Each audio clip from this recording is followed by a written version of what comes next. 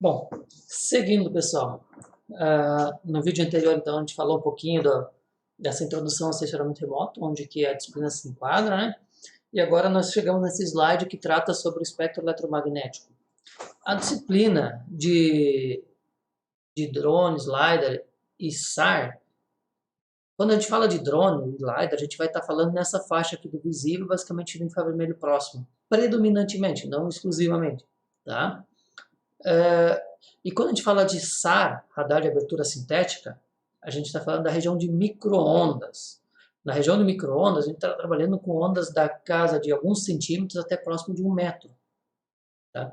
Aqui eu estou trabalhando na unidade medida basicamente de nanômetros, tá bom?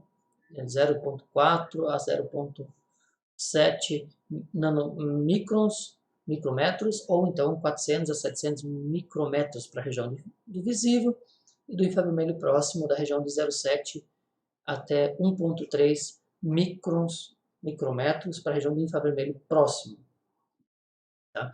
A maioria dos drones ela opera na região do visível e do infravermelho próximo, então entre 0,4 e 1,3, 1,2 micrometros. O radar já opera na região do infravermelho, do micro-ondas, perdão. E essa região, então, engloba várias faixas também, várias subdivisões. Vale lembrar dessa equação, da onde a gente pode tirar algumas regrinhas. A energia total é igual a constante de Planck vezes a velocidade da luz dividido pelo comprimento de onda.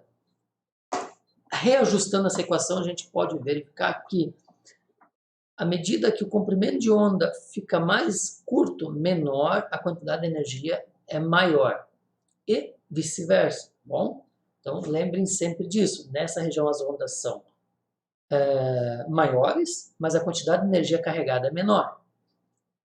Bom, também nessa faixa, então, se as ondas são maiores e a velocidade c, a velocidade da luz é constante, então eu tenho uma frequência de ondas, uma frequência menor aqui. O número de hertz aqui é muito menor no micro-ondas do que na região do visível.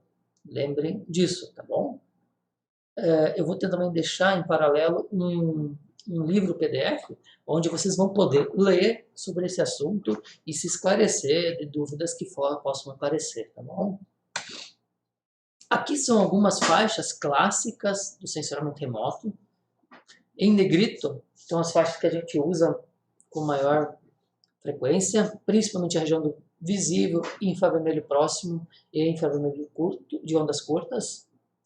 Tá? A região do infravermelho médio, termal e a de micro-ondas é menos utilizada. A comunidade de sensoramento remoto que trabalha com isso é menor, mas ela tem grandes contribuições a trazer para a gente. Bom, esses intervalos aqui apresentados nesses comprimentos de onda, através desses micrometros, eles mudam bastante de livro para livro, tendo pequenas oscilações. Então, não se prendam exclusivamente a esses limites desta tabela. Aqui, novamente, outras divisões clássicas que vocês podem tomar como referência quando forem fazer uma discussão no texto, né? Mas elas não podem oscilar de autor para autor. Essa figurinha, ela retrata entre aspas, o coração do sensoramento remoto, o cerne, né, da disciplina, que é o que a gente chama de resposta espectral de alvos, também entendida como assinatura espectral de alvos ou comportamento espectral de alvos. Então, esse gráfico nos mostra como cada alvo interage com a radiação eletromagnética em função do comprimento de onda. Então, aqui no eixo Y eu tenho a energia refletida. No eixo Y, então, está a energia que é refletida pelo alvo. Bom, aqui. E no eixo X, a gente tem o comprimento de onda. Então, aqui temos alguns exemplos de alvos clássicos, como água limpa, água turva, como sedimento, aquele sedimento avermelhado, amarelado, solos e vegetação. A curva da vegetação é clássica. A gente tem a região da absorção dos pigmentos, aqui na região do visível, do verde. A região da contribuição pelo espalhamento estrutural que acontece dentro da folha, na região do infravermelho próximo aqui, e no médio controlado principalmente pela absorção, pelo conteúdo de água das folhas do dossel. Tá bom? A água absorve praticamente toda a radiação a partir de mais ou menos 0,9 microns. E o solo, dependendo da constituição físico-química e características estruturais, ele pode absorver mais ou menos e ter feições de absorção específicas, né? Variando bastante. O entendimento desse comportamento espectral é fundamental para a gente entender como que eu posso interpretar uma imagem de satélite. No fundo, é esse o recado, né?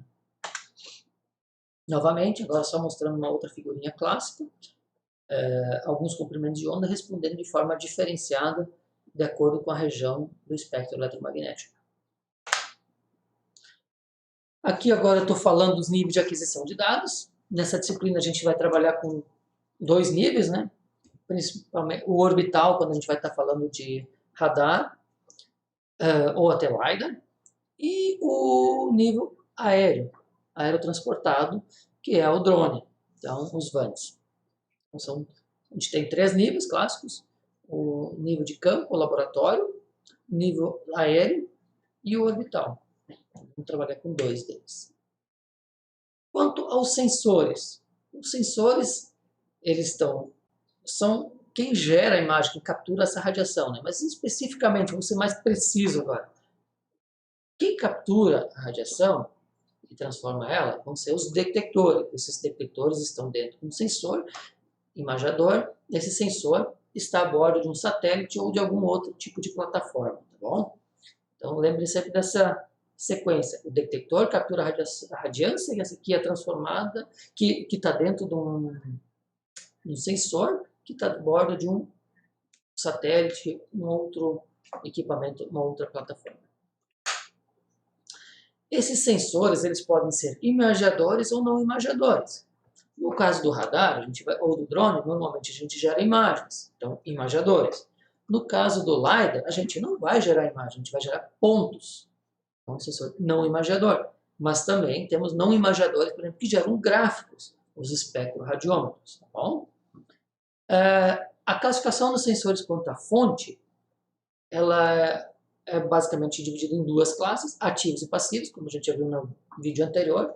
Os ativos são aqueles que usam a própria radiação gerada pelo sensor, os pulsos de energia são gerados pelo sensor, e aí ele captura o eco. Os passivos usam fontes externas.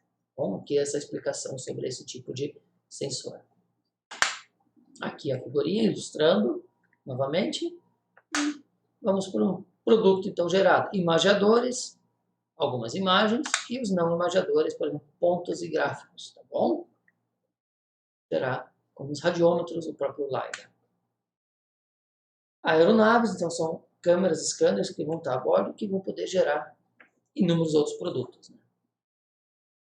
No próximo vídeo, eu vou falar um pouquinho então sobre a imagem e depois sobre alguns sensores clássicos. Tá bom? Até o próximo vídeo aula.